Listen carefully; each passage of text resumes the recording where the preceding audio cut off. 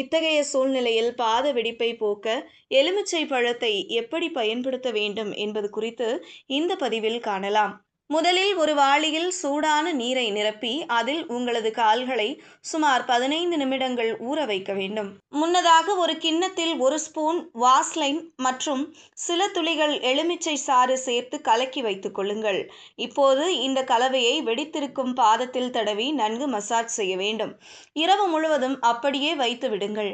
பிறகு மறுநாள் காலை வெதுவெதுப்பான நீரில் கால்களை கழுவ வேண்டும். வேண்டுமானால் எலுமிச்சை சாறுடன் ஆலிவ் எண்ணெய் அல்லது தேன் சேர்த்துக் கொள்ளலாம்.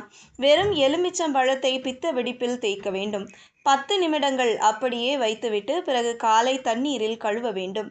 இந்த முறையை தொடர்ந்து செய்து வந்தால் விரைவில் நல்ல பலன் கிடைக்கும். ஒரு சிறிய வழியில் வெதுவெதுப்பான நீரில் எப்சம் உப்பு சேர்த்துக் கொள்ளுங்கள்.